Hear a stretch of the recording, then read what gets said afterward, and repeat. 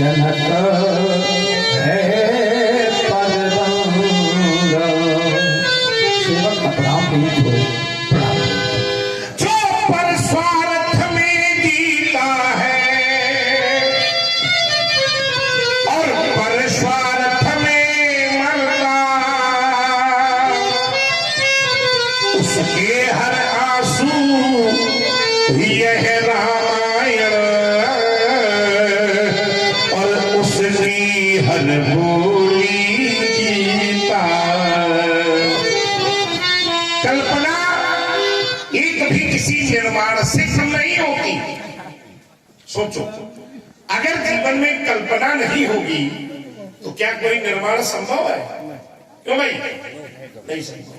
कल्पना किसी निर्माण से कम नहीं होती, साधना ये कभी किसी निर्वाण से कम नहीं होती। निर्वाण माने मुक्ति।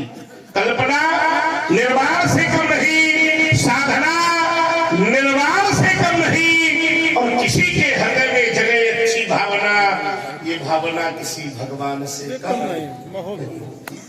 जनक शब्द पर जब मैंने ध्यान दिया तो जनक का शाब्दिक अर्थ क्या होता है? उत्तर मिला जनक माने तो पिता होता है। तो भाई पिता तो यहाँ बहुत बैठे होंगे, लेकिन जब घर से बाहर निकलते होंगे तो इस पिता को कोई पिता कहने को तैयार, क्योंकि ये रिश्ता केवल घर के अंदर ही बालकों के बाद छूट जाता है। लेकिन इस विराट व्यक्तित्व को संसार का हर व्यक्ति पिता कहने के लिए बाध्य है। अभी भी व्यास जी ने ही उनको जनक कहा, तो व्यास जी के पिता थोड़ी है।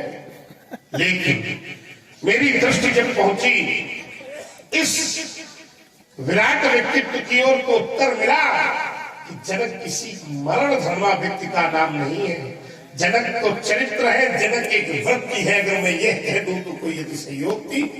आइए व्यास जी मेरी अनुभूति क्या कहती है, क्योंकि ऐसा नहीं है कि ये व्यक्ति मुझे पहले जनक के रूप में मिला था।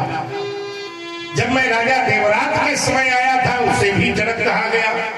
आगे जब कभी परमात्मा यहाँ आएंगे तब भी बहुलाष्ट नाम का जनक होगा, उसे भी जनक कहा जाएगा। तुम्हारा व्यक्तिगत नाम लोग तुम्हें शीरध्वज भी कहते हैं, ऐसा मैंने जाना है। लेकिन जनक शब्द पर की व्युत्पत्ति हुई तो कहने के लिए बाध्य हो गया कि जो गौरव गरिमा ज्ञान बढ़ावे है वही जनक, जो ऋषियों का सम्मान करावे है वही जनक। इतना ही नहीं, अरे जो धरती से कन्या उपजावे है वही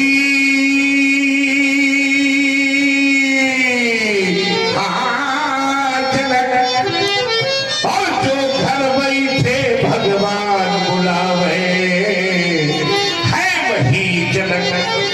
जिसमें इतनी सामर्थ्य है जो घर बैठे भगवान को भी आने के लिए विवश कर दे, उस महाशक्ति का नाम जनक।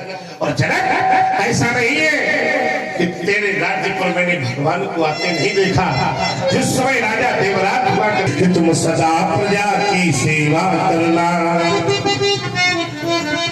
और निज धर्मों का पालन करना, फिर आए अगर व्यवधान कभी उन व्यवधानों से तुम मत डरना। और डर गए ना तो जा सूराज प्रिय प्रजा तुम्हारी, अरे सूर्य पर अवश्य नरक अधिकारी। आए अगर व्यवधान कभी उन व्यवधानों से तुम मत डरना। जब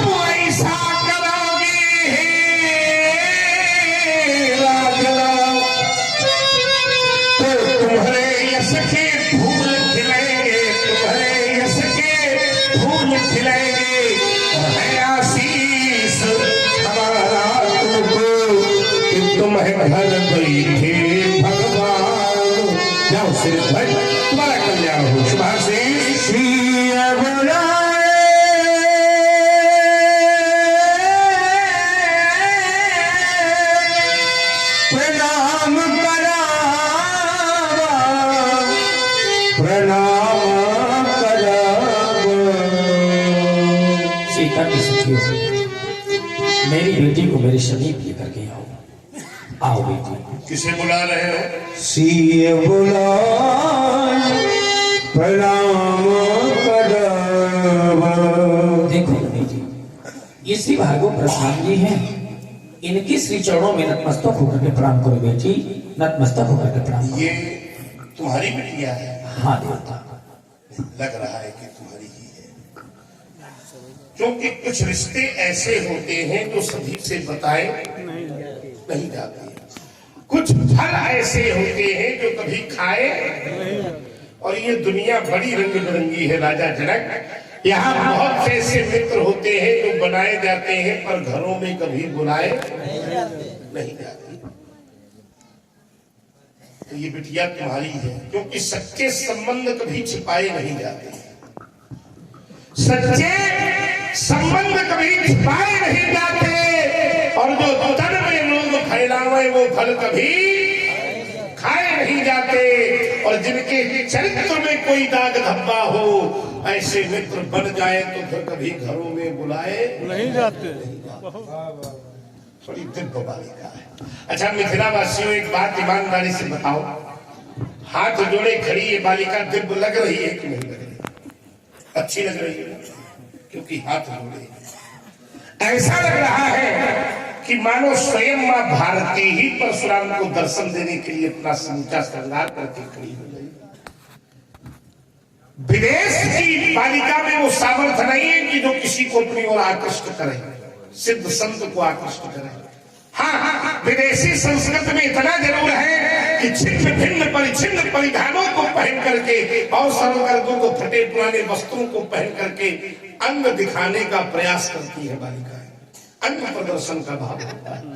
लेकिन जब मेरे देश की देवी श्रृंगार करती है मित्रों, तो देखो आंखें खोलकर उसके तन पर साधना की साड़ी पड़ी होती है, दया का दुपट्टा उड़ा होता है, आंखों में करुणा का काजल लगा होता है, पवित्रता की पायल पहनी होती है, कर्मों का कर्मफूल होता है, मानवता की मांग पर शीतलता का सिंदूर भरा होता है, और हंसमुखता के होठ पर अगर लाज की लाली लगी हो तो समझ लेना कि खड़ी होने वाली नारी केवल भारती ही हो सकती है। वाह वाह,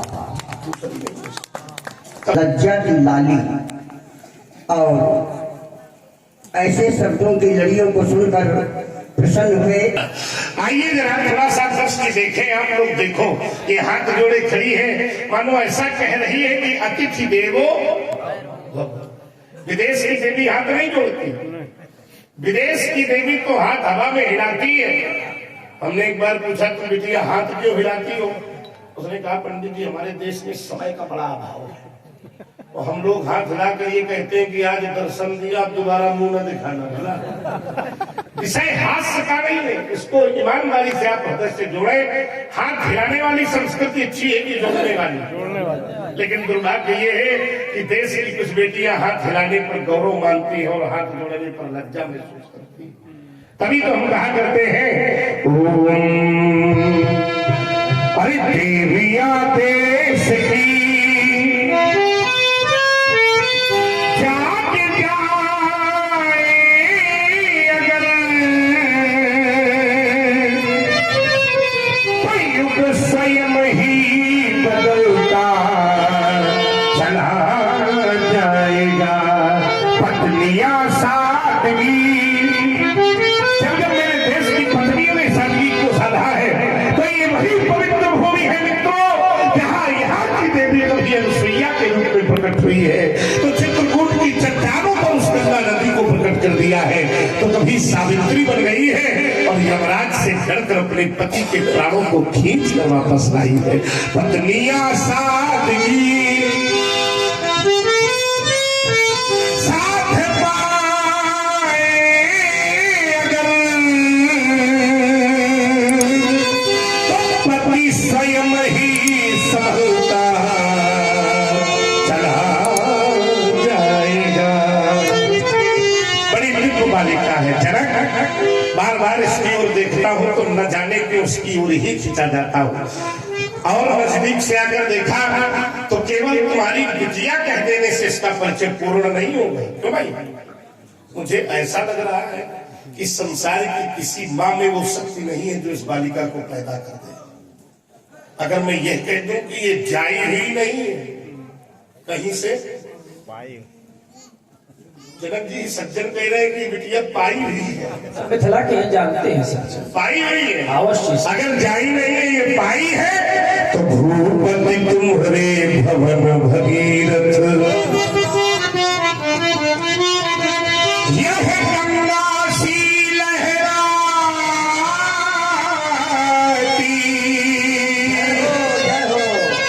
और कौन बालिका यह चली आ रही। देखो देखो राजन, यह मुस्काती।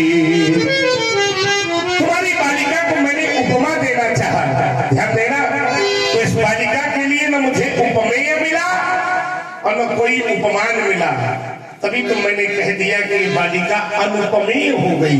छोड़ छाड़ तारों की शोभा, अद्भुत शोभा पाती, और कौन बालिका चली आ रही। देखो ना यह सिंदूर छिड़काती। हमने सोचा तिवारी जी कह रहे थे कि न्यूनता न रह जाए तो थोड़ा सब कुछ होता चले। कौन है ये बालिका? शीघ्र मदद। बोलो बोलो मिथिला के मिथिला ये हृदय को बार बार अलौकिकता का भान कराने वाली सुता शोभित सम्मुखी कौन? देखो ना इसकी बंदम भ्रुकुट रेख लंकेश विनाश बताती है। देखता हूँ जब दाहिनी रेख तो उमा रमा ब्रह्माणी शिष्ट दर्शाती है। बोलो बोलो मिथिला के मिथिला पर विदेह हृदय स्तर को विदीर्ण करने वाली कौन है ये बालिका? शीघ्र मदद। तपोनिष्ठ, आपका मानना सत्य ही है, यह बालिका मेरी आत्मजा नहीं फिर अपितु धरात्मजा है, लेकिन उसकी प्राप्ति के विषय में कुछ ऐसा है। ऐसा है श्रवण करें कि 5 साल पहले तिरहुत में क्या किया था तुमने तिरहुत में? 10 वर्षों का दुर्भिक्ष पड़ा, सही। और त्राहि त्राहि मच गई राज्य में, ऐसा जोर प्रत्यक्ष पड़ा। फिर क्या हुआ शील भाई? तो यह व्याकुल जनता मेरे राज द्वार पर क्या कर रही थी? और पिघल सांसें भरा रहे। हम देख दशा धन धान कोश से इन सब की रक्षा करात रही। फिर क्या हुआ? पर सांत्वना मिली नहीं, मिलनी भी नहीं चाहिए। ना को समय को टाल सके। फिर क्या हुआ? तब चोट रफित ज्ञानी ऋषियों से पूछा वो युक्ति निकाल। कोई युक्ति मिली तुमको? हाँ बताया होगा। क्या बताया? कहा उन्होंने सुनो भूपवर, अच्छा, और एक बड़ा अनुष्ठान करो। कौन सा अनुष्ठान करो? और सोने का हल लेकर तुम, और जो तो स्वयं विधान करो।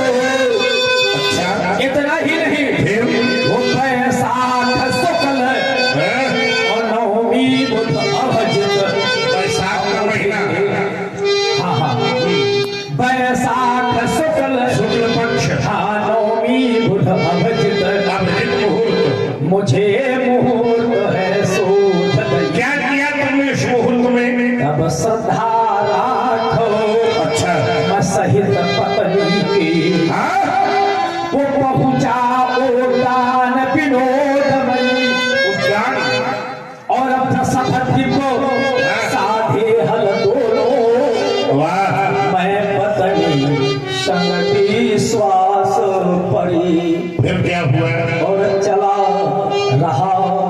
भल अकस्मात क्या हुआ? जान करी ज्योति प्रकाश भरे, तब सब विफल हो गया शांत। जब यह कन्या मिल गई मुझे, फिर क्या हुआ? यह वही कन्या का है ऋषिवर। ये वही है। हाँ, जो सन्मुख शोभा पाती है और तो आशीर्वाद इसको भगवान के चरणों में शीश झुकाती है। बड़ी दिव्य बालिका है। राजा जनक ने कहा कि मैंने सोने का हल चलाया। क्यों भाई? बेटा सोने का हल चलाया तो सोने का हल तुम्हें कहां से मिला? राजा पुरु के द्वारा। राजा पुरी के द्वारा। तो पुरु ने बनवाया होगा वो हल। नहीं, उनको भी किसी से मिला। कहां से मिला? उनको मिला राजा पृथ्वी के द्वारा। पृथु के द्वारा कैसे मिल सकता है? पुरु आदि के हैं। हाँ। और पृथु जाने कब के हैं? हाँ, अवश्य। पृथु के पास कहां से आया? ये भगवान ब्रह्मा के द्वारा उनको दिया गया। ये अलौकिक हल था। हाँ, कब दिया गया था? एक बार जब इस पृथ्वी की उर्वरा शक्ति नष्ट हो गई थी, क्यों नष्ट हो गई थी? कुछ ऐसे राजा आतंक। कौन से राजा आ गए थे? राजा बेन। बेन। हाँ। बेन कि बेन? बेन। अच्छा, बेन किसके पुत्र थे? बेन पृथु के पुत्र थे। बेन राजा अंग के पुत्र थे। अंग ने बड़ा यज्ञ करवाया था, तो यज्ञ के पुत्र प्राप्ति का यज्ञ, लेकिन वो नास्तिक हो गया था पुत्र। उसने नास्तिकता के कारण अंग ने प्रदेश छोड़ दिया, अपने ही राज्य की गुफा में प्रवेश कर गए। लोग उन्हें कहीं ढूंढते रहे, बिना राजा के राज्य कैसे चलेगा? तो बेन को ही राजा बना। बेन ने पहली बैठक में एक प्रस्ताव पारित किया, और प्रस्ताव क्या था?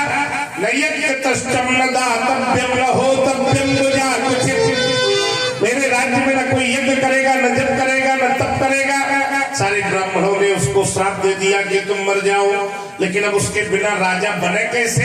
तो उसके शरीर के वाम भाग का मंथन किया गया, तो एक छोटा सा काला सा व्यक्ति पैदा हुआ। उसके पैदा होने में सभी को विषाद हुआ, इसलिए लोगों ने उसे निषाद कह दिया।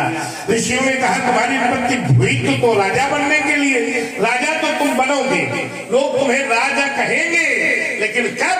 जाओ मां गंगा की तब तक सेवा करो जब तक तुम्हारे द्वार पर परमात्मा का प्राकट्य न हो। फिर से शरीर का मंथन हुआ, और इस बार स्वयं भगवान नारायण चतुर्भुज रूप में पृथु के रूप में पैदा हो गए। उन्हीं पृथु को जिस समय पृथु ने कहा कि धरती तुम प्रकट हो, धरती प्रकट नहीं हुई, तो तलवार निकाली और कहने लगे अहम त्वाम वधिष्यामि वसुधे, हम तेरा वध कर देंगे। धरती गाय का रूप बनाकर प्रकट हुई और कहने लगे दूह लो। लेकिन जब उर्वरा शक्ति नहीं बची, तब भगवान ब्रह्मा प्रकट हुए, और भगवान ब्रह्मा ने वह अलौकिक हल राजा पृथु को दिया। वही पीढ़ी दर पीढ़ी कालांतर में राजा पुरु के पास पहुंचा, और उसी हल से तुमने ये बिटिया। क्यों भाई? ठीक है ना? अवश्य। जो तुम कहो अवश्य सही होगा, क्योंकि तुम राजा हो, और तुम्हारे ऊपर टिप्पणी करने का हमारा कोई अधिकार नहीं है, होना भी नहीं चाहिए, क्योंकि तुम राजा हो। अब तुम्हें जो जानकारी होगी वो शास्त्र की हो चाहे, लेकिन वो मानी जाएगी क्योंकि तुम जनक हो, है ना? शास्त्र की समाज की, समाज की वो मानी जाएगी। हाँ, उस पर हमारा टिप्पणी करने का कोई अधिकार नहीं। हाँ, हम अपनी बात रख जरूर सकते हैं कि ऐसा भी हो सकता है। चलो, बहुत सुंदर। ये बिटिया हल कर्षण से पैदा हुई, या मैं ये कह दूं कि हल के द्वारा बनाई गई रेखा से पैदा हुई है, क्योंकि जब हम हल चलाते हैं तो धरती में रेखा ही तो खींचती है। मूल भाव रेखा की पंक्तियों को फाड़ कर ही बेटी पैदा हुई है। तो बिटिया रानी, जो व्यक्ति जहां से पैदा हो, मैं संचालक जी के लिए निवेदित कर रहा हूं, उस व्यक्ति को उस स्थान का सदैव सम्मान करना चाहिए। अगर तुम रेखा से पैदा हुई हो तो अपने जीवन में सदैव रेखाओं का सम्मान करते रहना। अपने जीवन के किसी कालखंड में कितनी भी बड़ी परिस्थिति क्यों ना आ जाए, कभी किसी मर्यादा की रेखा को पार न करना। और हमारी बात भूल कर तुमने कोई रेखा कभी पार कर दी तो वही दिन तुम्हारे लिए दुखों का पहाड़। अब मानना न मानना तुम्हारे विषय में, बताना हमारे विषय में। क्या नाम है इस देवी का? कुलाचार्य हाँ हाँ। श्री सतानंद जी के द्वारा इसका नाम रखा गया जानकी। अच्छा, तत्पश्चात हाँ। श्री देवर राजत जी के द्वारा इसका नाम रखा गया। कैसे? कैसे? हाँ, तो नाम जानकी क्या बात। परावर पुनीता और नारद आय कहो पुनि सीता।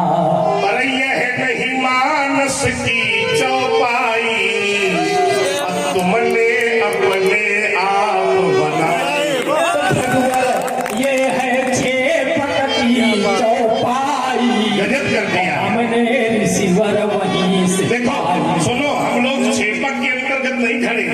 यह हमारा चीर सप्त सोपाना, तो यही शंकर बाबा ने बनाए 7 सोपानों में।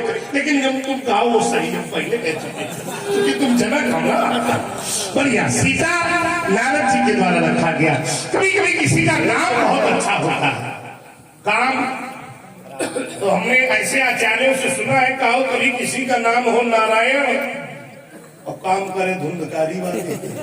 अनुभव करो आपको। लेकिन इस बिटिया का नाम भी बहुत अच्छा है जनक, और काम भी बहुत अच्छा होगा। क्योंकि जब मैंने सीता शब्द पर विचार किया तो जो साहित्य का सर्जन कर दे उसका नाम सीता, जो सौम्यता की परिपूर्ति बन जाए उसका नाम सीता, जो श्रेष्ठता में अनुगमित रहे उसका नाम सीता, जो शास्त्रों में चिंतन करे उसका नाम सीता, जो साधुओं की सेवा करे उसका नाम सीता, जो संतों के मध्य रहे उसका नाम सीता, जो शस्त्रों की रक्षा करे उसका नाम सीता, और जो शत्रुओं का विनाश करा दे उसका नाम। हमारा आशीर्वाद है तुम्हारी बिटिया को। आशीर्वाद सोच रहा हूं कौन सा था, चलो यही वाला दे देंगे। व्यास जी के रास्ता दिखा दिया, यही वाला। राज रानी बनो महारानी बनो, और इसे धरा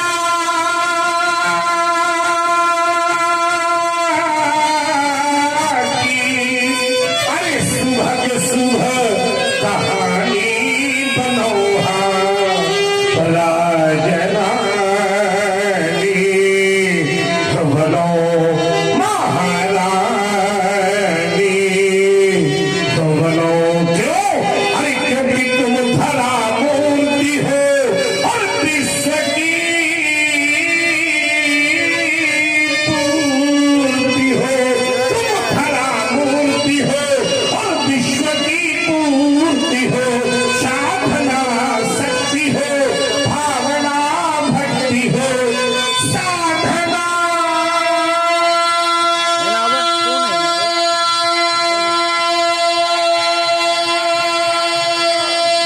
शक्ति हो और भावना भक्ति हो। गुण की खानी बनो, दया दानी बनो, और ईसा धरा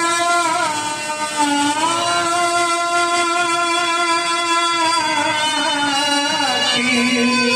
सुबह सुबह कहानी बनो। राज रानी। जनक जी, ये दो बिटियां खड़ी हैं, कौन है? ये जिस बेटी को आपने आशीर्वाद दिया हाँ हाँ। इसी की सखियां हैं। तुम्हारी कौन है? हमारी हमारी भातिजा है। इनका विवाह हो गया है? नहीं नहीं, विवाह है ना, हुआ है, नहीं करेंगे।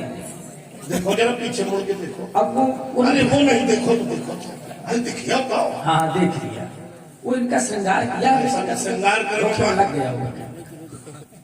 तो बाप को पता नहीं बिटिया का विवाह होता। अच्छा, हम हिंदू संस्कृत में कैसे जानते हैं, सनातन संस्कृत में, कि भाई जिसके मांग में सिंदूर भरा हो, लेकिन ये कह रहे श्रृंगार करने में लग गया। क्यों बिटिया रानी? ऐसा ही है। अच्छा चलो बाप की बात को तुमने रखा, इसके लिए तुम्हें धन्यवाद। हम तो इनको आशीर्वाद देने वाले थे, लेकिन चलो ये बिना आशीर्वाद के पसंद है। कैसे आशीष हसानी कैसे हसानी कहिए आप हमसे पूछ रहे हैं तो हम बता रहे हैं। बता दो। आशीष रे सखी हरसानी। अतिथि रामलीला का एक दृश्य हमें शिक्षा देने के लिए तैयार बैठा है, लेकिन कोई उसे शिक्षा के भाव से देखे तो ईमानदारी से उत्तर करना। किसी पिता की दो बेटियां हो, बड़ी बिटिया का विवाह अच्छे घर में हो जाए और छोटी कम अच्छे घर में विवाहित हो, बहनों के बीच में ईर्षा का जन्म हो जाएगा। और रामचंद्रमानस तो एक इसका प्रत्यक्ष उदाहरण देती है कि सादर भले मिली एक माता और भदेनी मिली बहुत। लेकिन धन है जनक तेरा नगर और धन है ये बेटियां, जहां केवल इसलिए पसंद होता है कि मेरी बहन को आशीर्वाद। बजाओ एक बार जोरदार तालियां इनके लिए। और व्यास जी ने किया क्या प्रसन्नता में। आशीष वीर सखी हरसानी निज समाज रह गई सयानी। और ये आ गए प्यारे लाल। सीताराम सीताराम सीताराम कहिए, जाहि विधि राखे राम ताहि विधि रहिए।